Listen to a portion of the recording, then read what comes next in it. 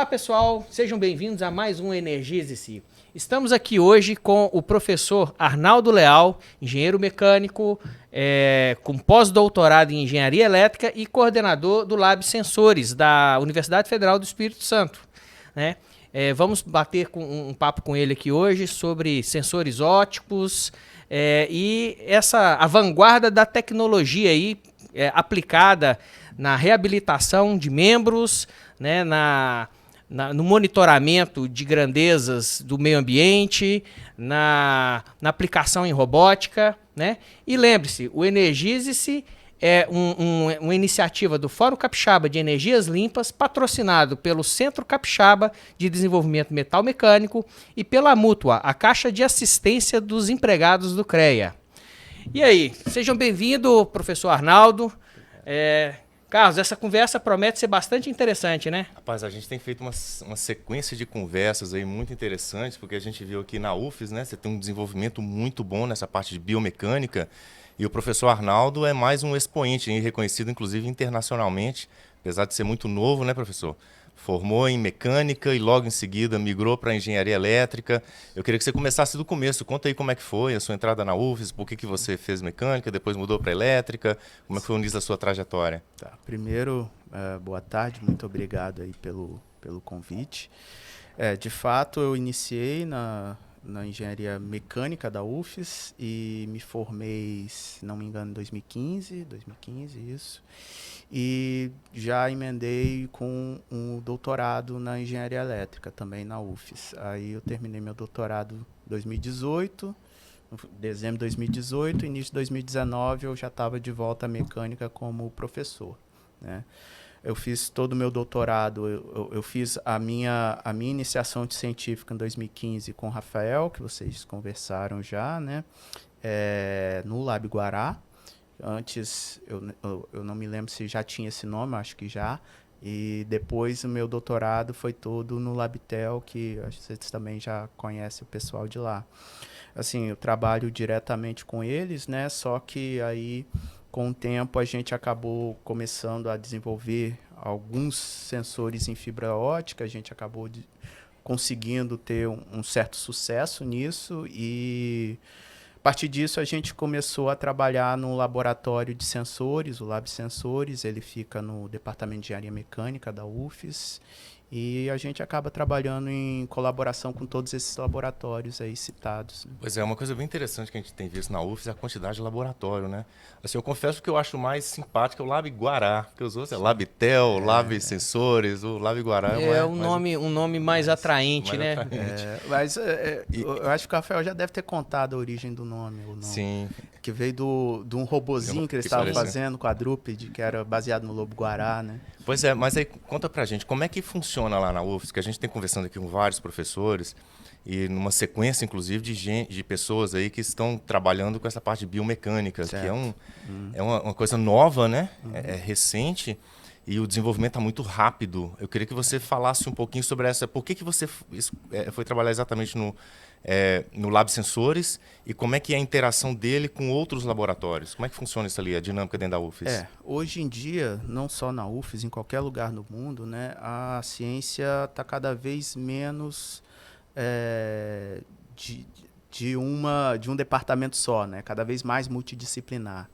Então, a gente acaba tendo cooperação com diferentes departamentos, né? E isso é normal, da mesma forma que a gente tem a colaboração com o pessoal, por exemplo, do Anselmo, com o andador robótico, que a gente consegue ajudar na instrumentação, que como no nosso caso é sensor e sensor está em tudo, né? A gente acaba tendo uma cooperação bem ampla. Por exemplo, como eu estava falando antes de começar aqui, a gente tem a cooperação com o pessoal da engenharia civil para tentar colocar sensores em fibra ótica dentro de concreto, né? Então a gente começou a chamar isso de concreto inteligente, né? Entre a gente, já tem isso já publicado, algumas iniciativas que isso ajuda a resolver algumas dores, né, de cada área. e a partir, né, de alguma instrumentação que eles não conheciam. Da mesma forma que, às vezes, uma visão diferente, né, de um problema, ou alguém mais especializado consegue resolver alguns problemas que a gente não consegue. Um outro exemplo de colaboração dentro da UFES é com o pessoal da morfologia, o professor Jairo, ele colabora com a gente, porque quando a gente vai fazer esses sensores para medir parâmetros ambientais ou parâmetros biológicos, os biosensores, né, a gente precisa de entender de funcionalização. Seria você tornar a fibra ótica sensível a alguma proteína, algum hormônio que você queira medir. Então, com isso, a gente lá na mecânica não sabe fazer isso. Aí a gente tem a colaboração com o pessoal da morfologia. O sensor de fibra ótica sensível a uma... O que você falou? Uma proteína. Uma proteína? Uma enzima, como alguma faria coisa isso? Sim. O que acontece? Se a gente... Algum marcador, né? É um marcador, isso, exatamente. O que acontece? Se a gente chegar mais ou menos, né, na base do que é o sensor em fibra ótica, ele vai fazer... A fibra ótica você vai injetar a luz numa ponta e vai medir na outra, perfeito? Se você... Isso foi criado, né, para a parte de comunicações e tudo mais, mas logo se viu que ela, na verdade, é sensível a um monte de coisa no ambiente. Temperatura, deformação que você faz na fibra. Isso geralmente é baseado em interações, né, da luz dentro da fibra e o meio externo, certo? Então, uma fibra ótica, ela não é inerentemente sensível a qualquer parâmetro que você colocar no ambiente.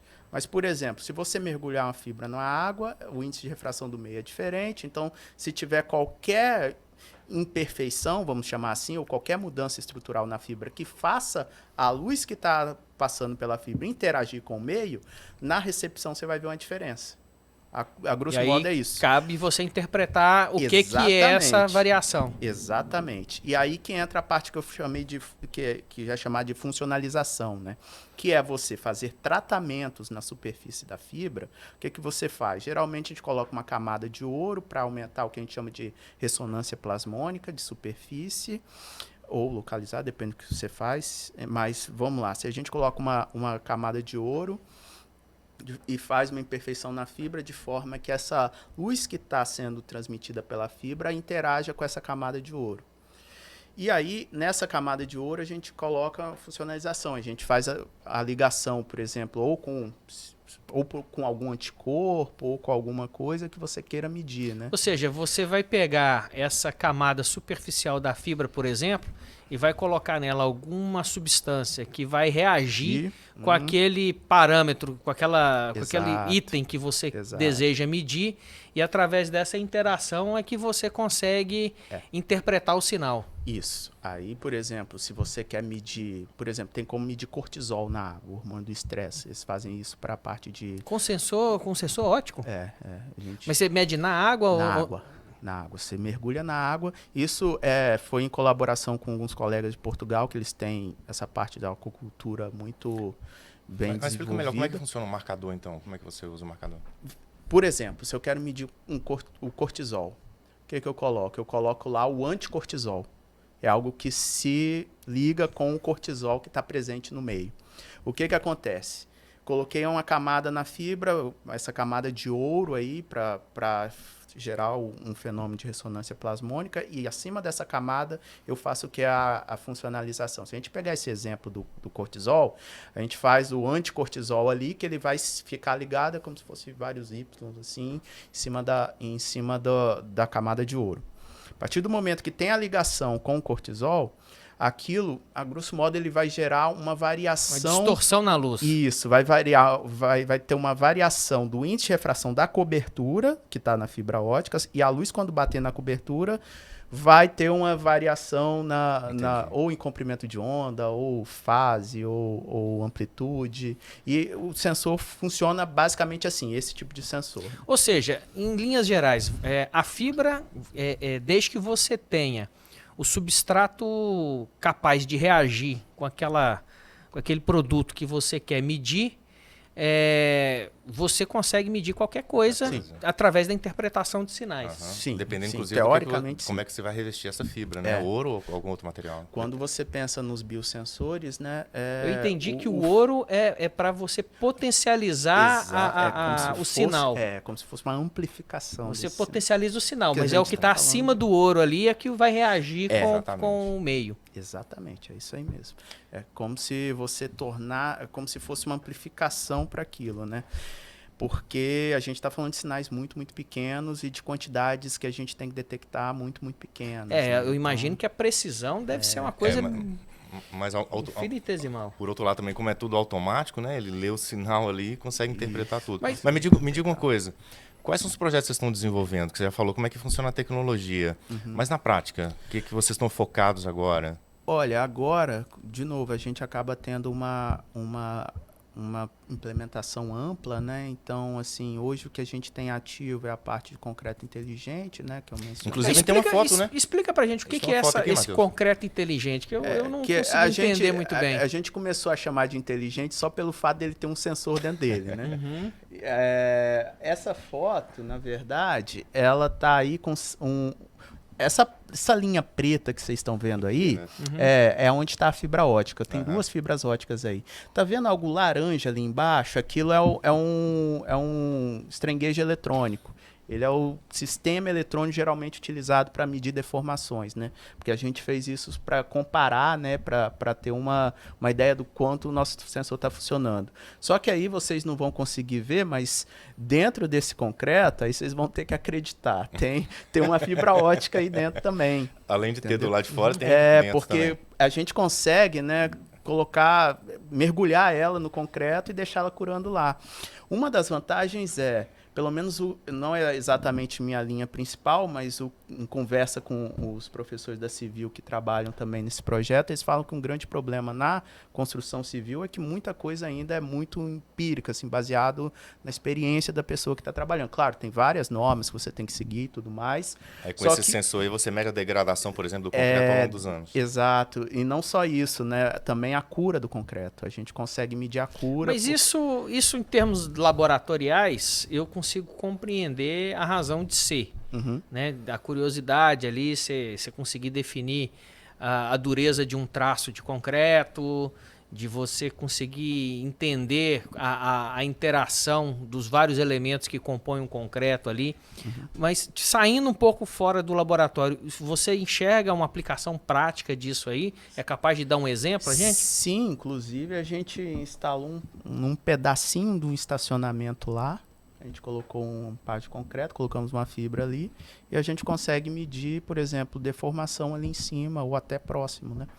Deformação do concreto? Então, assim, o que a gente consegue, por isso a gente fala que o concreto ele tem uma certa inteligência, né? Porque ele consegue medir a deformação que está sendo aplicada nele. Aí o neurônio dele passa a ser a fibra, né? Em outras palavras, você poderia, por exemplo, pensando aqui alto, você poderia, por exemplo, colocar sensores desse tipo a cada determinado quilômetro de uma rodovia de asfalto e a partir dos resultados desse sensor você ter um plano de manutenção preventiva para essa rodovia. Sim.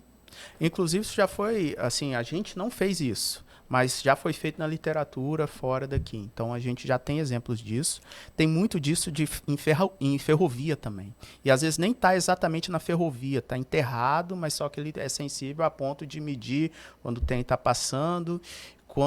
A vibração ali do trem, causada pelo trem. Eu estive um ano fora para o pós-doc e lá foi na República Tcheca e lá eles aplicavam esses sensores em ferrovias, né?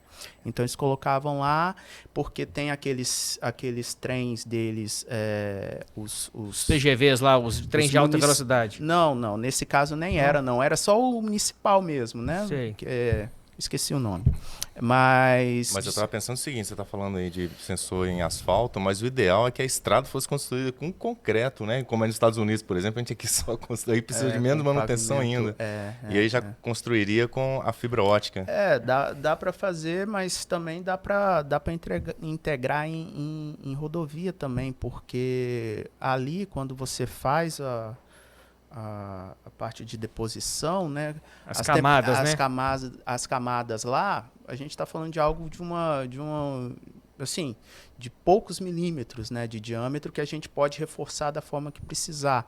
E é algo que resiste à temperatura, né, porque isso é vidro, então a temperatura de processamento do vidro está acima de 1000 graus Celsius. Então ele suportaria, né, a deposição no pavimento, né? Inclusive, esse é um dos nossos trabalhos futuros nesse projeto, é tentar integrar em pavimentos, né? Mas eu estou pensando o seguinte, se a gente consegue fazer isso aí até numa substância inerte, como é um concreto, eu fico imaginando o que não dá para fazer no corpo humano, né? Sim, porque, sim. inclusive, o Lab Sensores também tem um bom trabalho aí junto com o pessoal da biomecânica, né? Que tipo de sensor que dá para a gente usar de fibra ótica para apoiar, por exemplo, um exoesqueleto? Isso foi bem dentro assim, do que eu trabalhei no doutorado. O que a gente conseguiu fazer na época foi medir os parâmetros dinâmicos, né? Ou seja, consegue medir as forças. E aí, quando a gente fala de exoesqueleto, o problema é um pouco mais complicado do que os robôs ou algo que não tem um contato tão direto com o corpo humano. O exoesqueleto está ali no teu membro, né? Então, há uma grande necessidade de se medir o que a gente chama de forças de interação, né? Do humano para o robô e do robô para o humano. Né? É o nível de esforço que você vai exigir do ser humano para poder fazer o exercício ali. Você consegue controlar isso através desses sensores. Exato. Se você pensa em reabilitação de membros, né, você pode colocar o exoesqueleto para ajudar a fazer um exercício. E aí você utilizaria os sensores de interação humano-robô para ver a quantidade de força, quantificar a quantidade de força que a pessoa está fazendo. Dá um nível de dificuldade, né? Não, mas você consegue também medir a força que ela está fazendo e a partir disso você consegue regular o nível de dificuldade. Então, assim, ajudaria bastante os fisioterapeutas, que eles acabam que eles mesmos tendo que quantificar e eles mesmos fazerem o movimento, né? E então a gente tem essa questão. É um sistema de malha fechado, né? Exato. A gente tem essa questão de quantificar o quanto o paciente está se recuperando. E tem o outro lado também. Se você está, mesmo que seja para reabilitação, ou que seja esses exoesqueletos para auxiliar no trabalho, né? Você também precisa saber o quanto de força o robô está fazendo na pessoa. Porque muitas vezes, se não bem aplicado, ele pode piorar a sua situação do que melhorar. Então, esses sensores acabam sendo muito importantes, né? E aí tem os sensores também de posição, né? Que é importante você saber a posição do exoesqueleto e tudo mais. E tem também os sensores que a gente consegue medir microclima, porque o que acontece? Você tem que ter uma conexão física do exoesqueleto com a pessoa, certo? Para fazer isso, geralmente vocês já devem ter visto aqueles straps que você coloca e tudo mais, só que o uso prolongado disso não é muito confortável, né? Imagina você ficar com algo nesse calor aqui o tempo todo e aí começa a aumentar a temperatura ali, a pessoa começa a suar, começa a mudar o microclima e pode dar feridas, Sim, né? começa a arranhar também. Eu acho que uma analogia que eu fazia, que eu não sei se ainda é aplicável, é quando você botava um gesso, né? Quebrou o braço, botava um gesso, quanto aquilo era incômodo, né? Então imagina, tá certo que o gesso é mais incômodo que o strap, mas imagina você usar isso o tempo todo. Então a gente tem alguns sensores que dá para medir esses microclimas também. E o outro sensor importante, que não é diretamente um parâmetro do robô, ele pode até entrar numa malha, mas seria um controle de mais alto nível, né? Que são os sensores para parâmetros fisiológicos, né? Você consegue medir taxa de batimento cardíaco e taxa de respiração, né? A gente já desenvolveu e outros grupos já desenvolveram, que não é algo muito complicado, aquelas cintas peitorais, né? A gente consegue instrumentar ela com fibra ótica e consegue medir a taxa de respiração, batimento cardíaco e tudo mais. Ô, professor, se o senhor tivesse aí, fosse perguntado, qual é de tudo que o senhor já fez ou está fazendo, qual é aquele projeto que você definiria como um divisor de águas na sua carreira, aquele que você tem, vamos dizer assim, um maior apego, um maior carinho por ele, aquilo que você acha o seguinte, que realmente aqui eu me superei. Qual seria esse projeto? Então, Eu nunca parei para pensar nisso, não, mas para responder assim, eu diria que é esse dos exoesqueletos, porque como eu fiz no meu doutorado, tem meio que um carinho diferente, porque é um negócio que foi uma mão na massa quase toda minha. Claro, o laboratório tinha outras pessoas ajudando e tudo mais, mas é um negócio que você se sente mais pai do negócio mesmo, sabe? A partir do momento que você começa a ter a equipe com outros doutorandos e tudo mais, claro, eu ainda vou, ainda faço as coisas, mas é uma sensação diferente de quando você vai ali. E se eu não tivesse tido sucesso ali, provavelmente eu não teria os outros projetos, né? Então, como tudo começou ali... 2018, mais ou menos, você formou em seu eu doutorado? Eu defendi em dezembro de 2018. Eu tô pensando que a Symbios, ela veio mais ou menos logo depois disso aí, lá do Eduardo Fragoso. Vocês trabalharam juntos ali?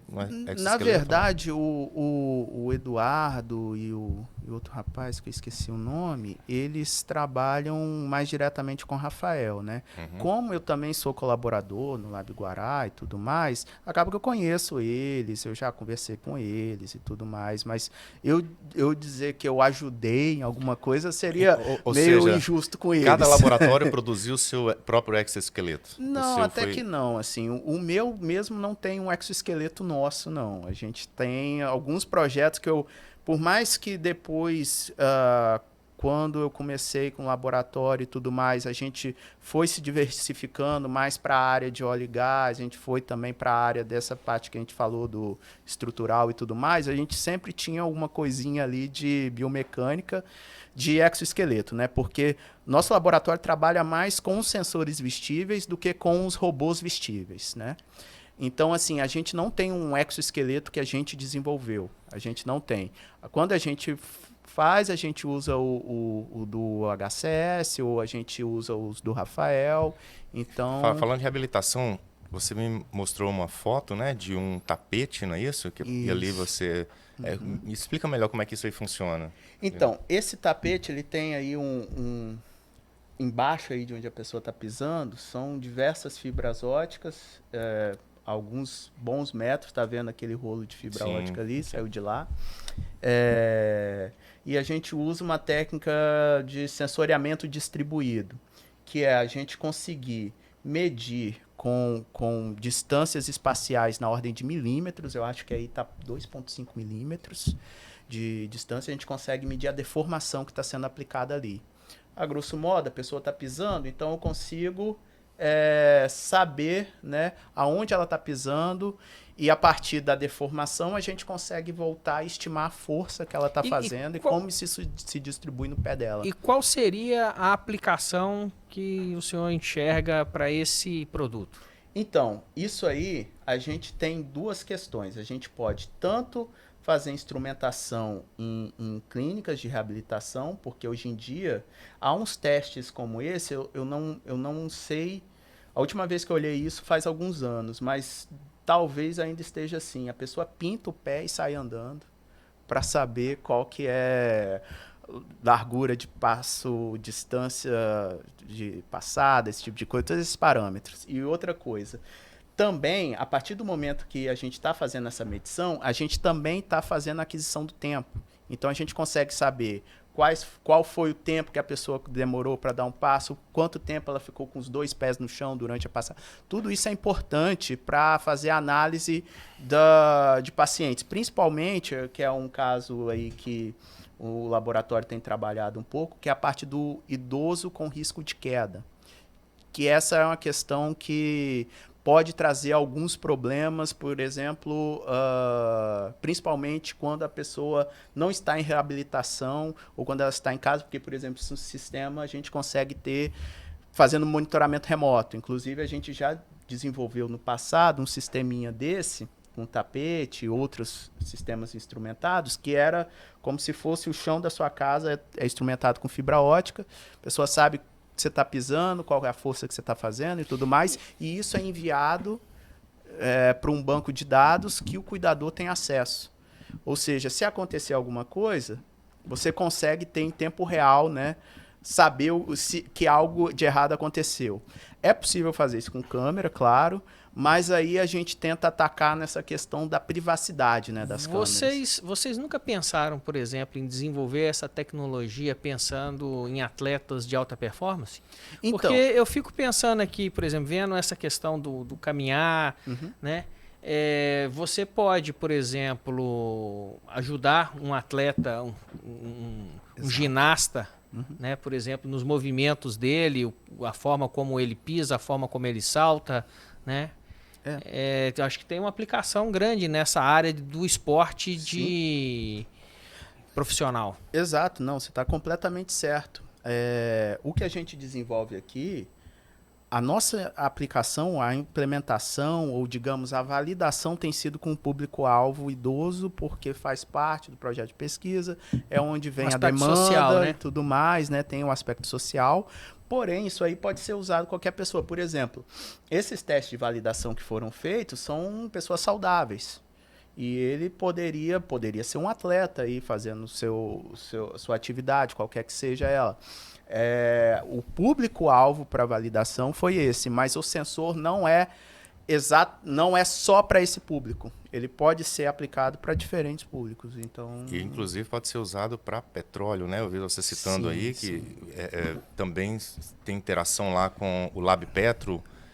Como é que você pode usar a fibra ótica aí no setor de petróleo e gás? Sim, sim.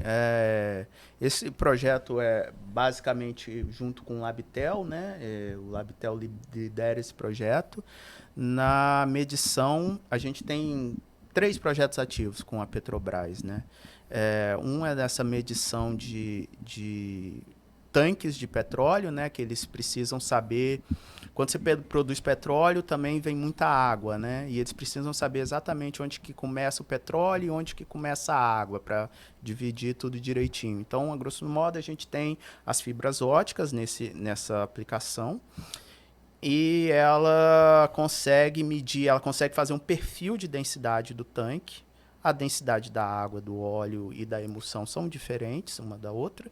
Então, a gente consegue, junto também com o algoritmo de inteligência artificial, saber, olha, tem tantos milímetros de água, tantos milímetros de óleo. A gente consegue medir o nível de cada fase.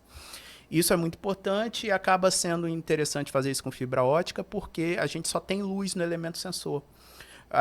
Acaba que o nosso laboratório foi muito para essa área, e a maioria dos laboratórios que trabalham com sensor e fibra ótica acaba indo muito para a área industrial, porque também por questões de aplicação de nicho, né? Porque, por exemplo, na área de petróleo, área explosiva.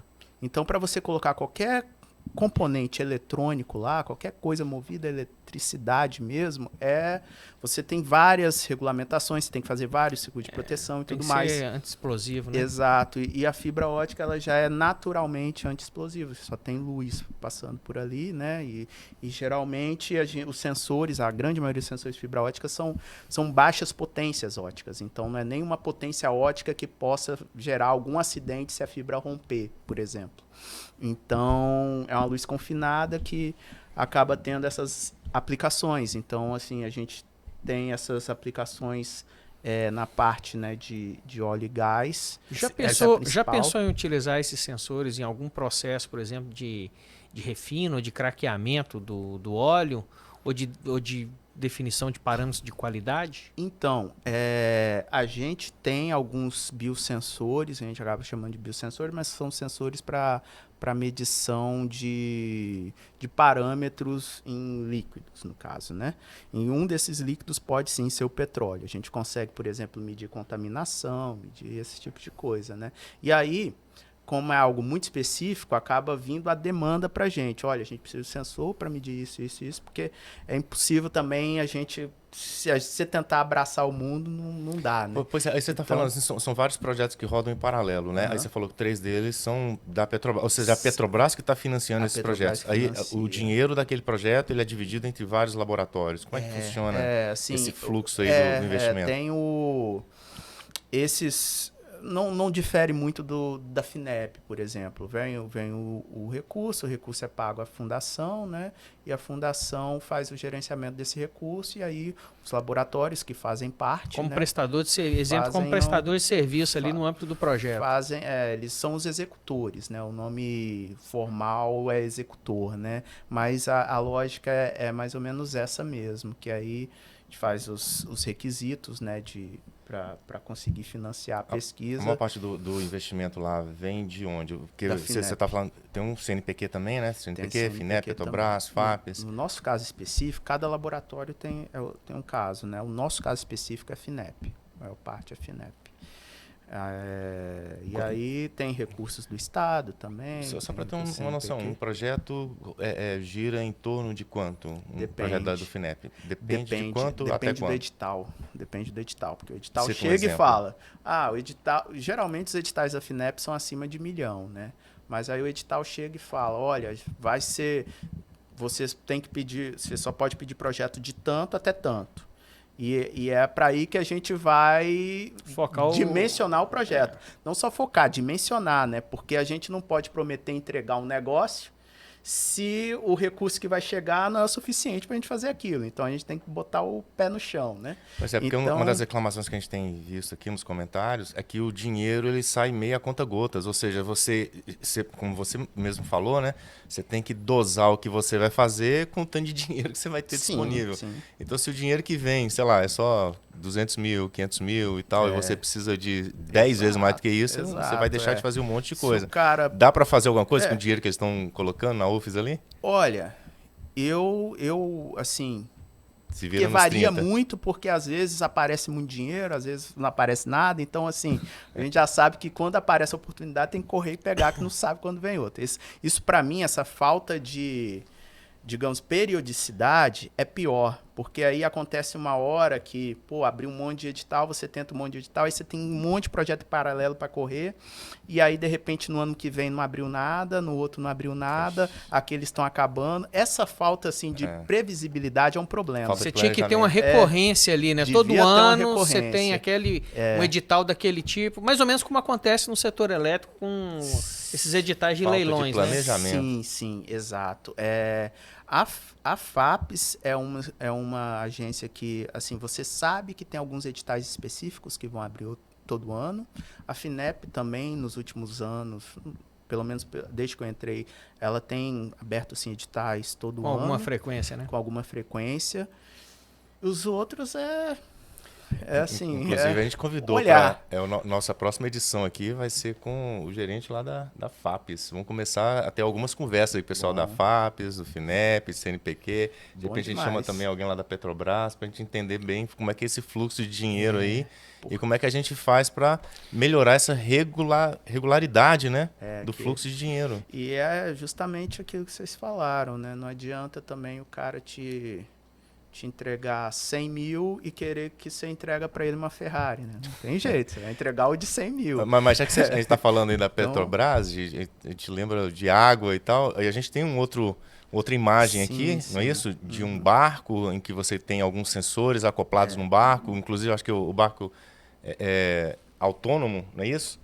Aqui é um painel fotovoltaico ali em cima ou não? Exato. Ele tem essa placa aí para fazer a alimentação. Aí tem a pack de baterias dele, né? Esse aqui é uma fibra? Não, esse aí é só um cabo elétrico? É o cabo elétrico do cabo, da placa. E onde que a fibra entra aí? A fibra, ela sai, tá vendo essa caixa de baixo? Ela sai por ali por baixo para a água. Entendi. Que ela vai ficar submersa, né? E ele também tem um sisteminha com uma bomba para fazer coleta de água. Isso, na verdade, é um projeto que veio de uma chamada do CNPq para reciclagem de plásticos. E a nossa proposta, na verdade, era fazer o seguinte, era pegar o plástico, era reciclagem do plástico no mar. Qual que era a nossa proposta? Esse barco aqui, ele surgiu desse projeto, reciclagem de plástico? Qual é a nossa proposta? A gente queria pegar o plástico no mar, fazer o processo de transformar ele em fibra ótica, plástico transparente, e aí com as fibras plásticas a gente instala no barco e usa o plástico que a gente retirou do mar para medir parâmetros de qualidade da água. Claro que, assim, tem as grandes dificuldades, né? Porque você está pegando um material que não está tão purificado, tudo mais, tem muitos desafios, né? Mas a gente acabou conseguindo fazer alguns sensores aí, né? Só que como o barco já estava pronto aí, né? A gente acabou também acoplando outros sensores que a gente já trabalha. Então, acaba que ele tem um financiamento para essa parte, né? Só que aí... Você foi além. Porque o que a gente desenvolve fica de legado para o laboratório. Então, a gente sempre tem essa ideia de pensar em algum spin-off ali para o negócio continuar usando, porque senão esse barco ia ficar encostado lá e ninguém ia mexer, né? Eu imagino que um dos desafios que existe para um poder público, né, é o monitoramento da qualidade das águas dos mananciais do estado, né? Então aqui, por exemplo, na Grande Vitória, o Rio Jucu, lá em Linhares, o Rio Doce, lá no norte, o Rio Cricaré, né? Seria interessante você ter um dispositivo desse aí, né, já em formato, um produto acabado, né, para que você pudesse fazer o monitoramento. Porque pelo que você estava explicando para a gente aí antes da entrevista aqui, a ideia seria você ter isso aí no campo em regime permanente, fazendo um monitoramento contínuo, permanente. né, digamos. Sim.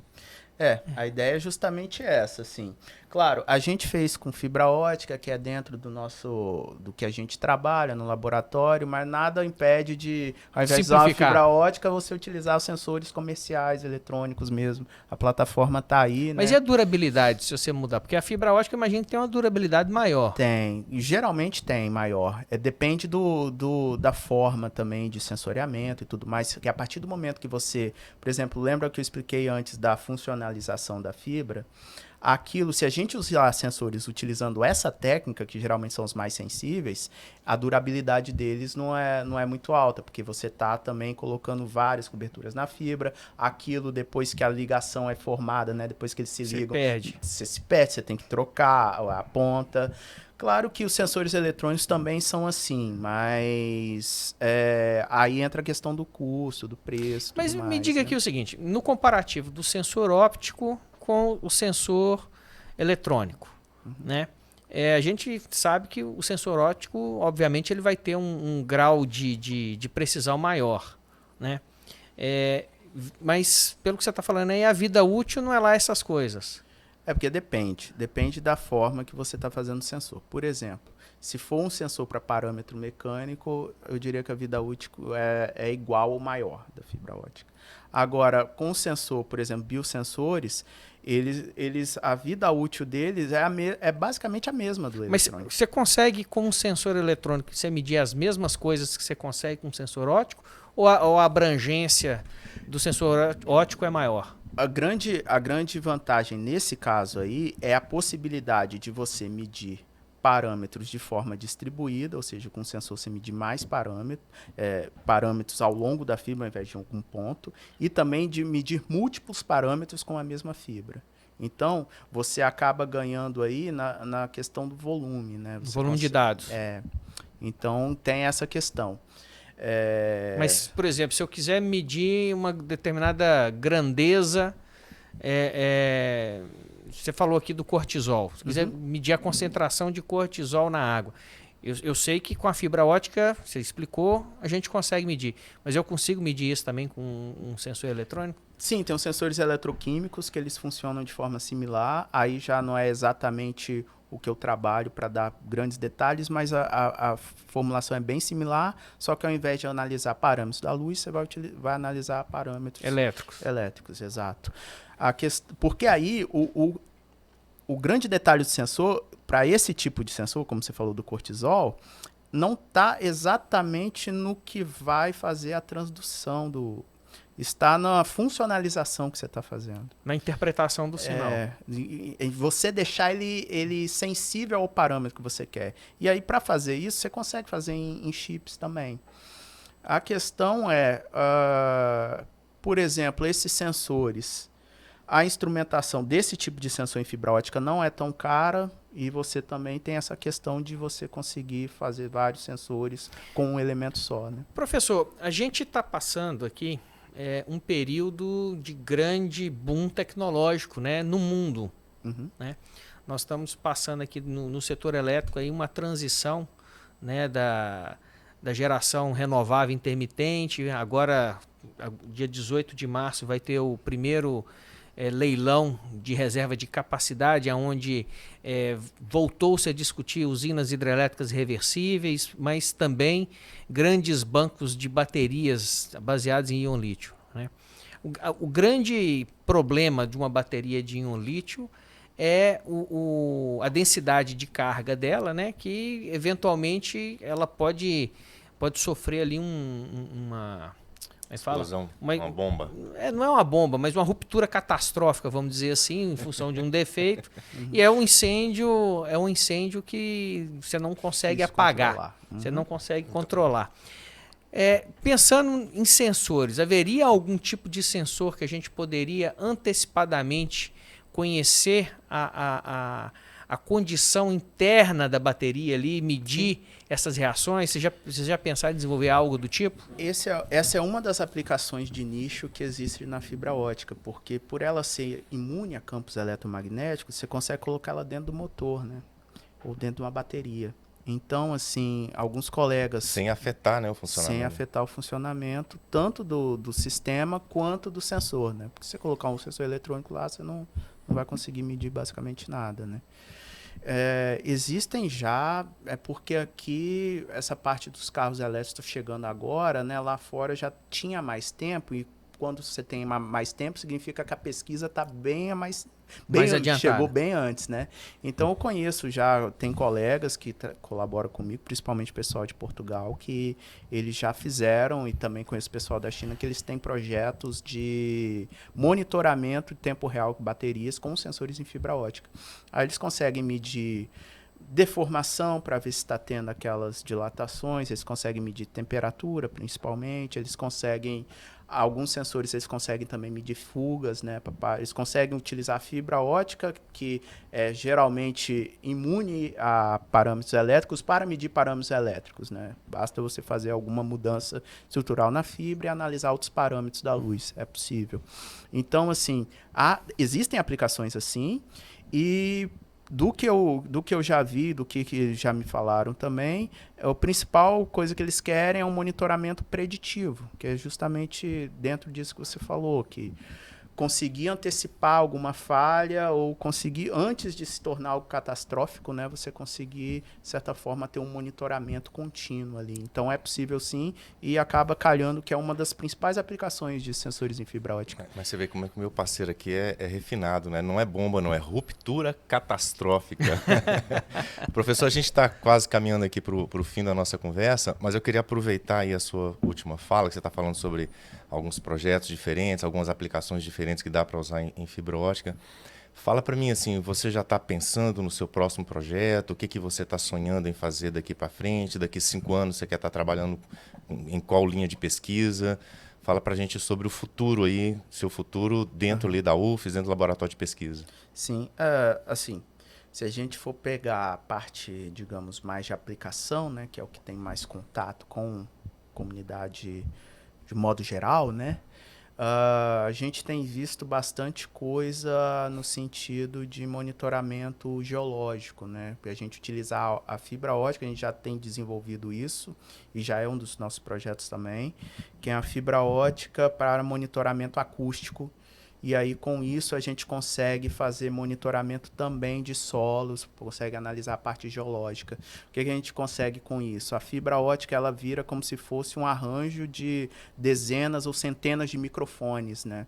E com isso a gente consegue captar som. A gente tem alguns testes de laboratório da pessoa falando e a gente escutando, que aí fica aquela... 007. A fibra Mossad. Fica fofoqueira, né? E... tem esses nomes aí que eles dão, do eavesdrop, né? Mas a questão é que com isso a gente consegue medir tantos parâmetros de formações geológicas, a gente consegue medir, eu já vi trabalhos também para medir em cabos submarinos de telecomunicações, né? Existem os cabos transatlânticos e tudo mais, que eles conseguem utilizar alguns desses cabos como um sensor distribuído, sensor acústico distribuído, e consegue, por exemplo, escutar a vida marinha, fazer monitoramento de baleias, esse tipo de coisa. Então, pensando no ponto de vista de aplicações, esse é um lado que tem crescido bastante nos últimos anos. E tem também o forte apelo da parte biomecânica, biomédica de modo geral, porque geralmente essas aplicações eram dominadas por sensores eletrônicos, ainda são, só que os sensores ópticos têm barateado um pouco. Então, isso faz com que eles consigam entrar nessa aplicação de uma forma um pouco mais incisiva, né, trazendo alguns benefícios para algumas aplicações. Por exemplo, a parte médica mesmo, já existem aqueles implantes neurais em fibra, que você utiliza isso, às vezes, para fazer alguma neuromodulação, aí já foge totalmente da minha área, mas parece que se você injetar luz, você consegue. Estão testando isso em rato, né?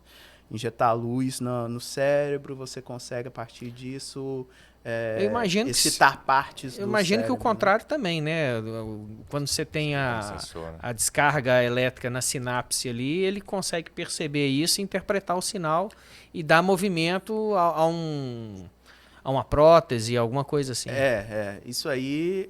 Assim, isso aí existe com os eletrodos, né? O EEG, né? Você consegue medir, né, mas o EEG já é elétrico, né? É elétrico. Agora, fazer isso com óptico, eu não sei como seria, porque ele é imune, né?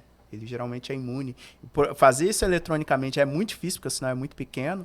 Então, imagina colocar algo imune ali a isso e fazer ele ficar sensível. Então, aí eu acho que não seria uma aplicação. O que eu acho que, assim, que eu já vi é deles utilizarem luz mesmo, de diferentes comprimentos de onda, diferentes características, para excitar partes diferentes do cérebro. Eu vi isso em rato, né?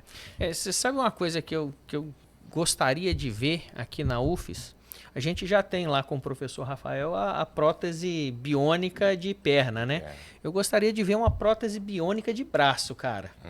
Porque aí também era um desafio à altura, né? Porque eu tô doido para ver os pesquisadores aqui do Espírito Santo provar que o Elon Musk não é lá essas coisas, que você fica elogiando ele aí demais. Rapaz, inclusive, na UF você viu, tem o exoesqueleto de membro superior e você tem o exoesqueleto de membro inferior. Mas você só tem a prótese inferior. Por que não coloca também o superior para ficar igual, né? Pois é, tem Podia que provocar isso o pessoal para fazer isso. Juntar lá Labtel, Lab Sensores, Lab Guará, Lab sei lá o que, em foto, juntar todo mundo lá e fazer um projeto desse aí, lançar o desafio. E tem muito laboratório legal ali, né?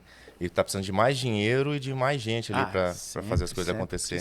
E uma das nossas ideias aqui é conseguir juntar esse pessoal num caldeirão chamado Cidade da Inovação. Né? Quem sabe a gente consegue realizar esse projeto. Porque, às vezes o que falta é a conexão entre as pessoas, né? Às vezes eu não sei a dor que o cara tem e ele não sabe o que a gente trabalha que pode, de certa forma, ajudar de alguma forma e vice-versa, né? Bacana. Então, muito bom, professor. Professor, nós estamos chegando aqui no final da nossa entrevista aqui. Eu e o meu amigo aqui, Carlos Henrique, a gente agradece a sua disponibilidade de vir aqui compartilhar conosco o seu conhecimento aí nessa área de sensores ópticos.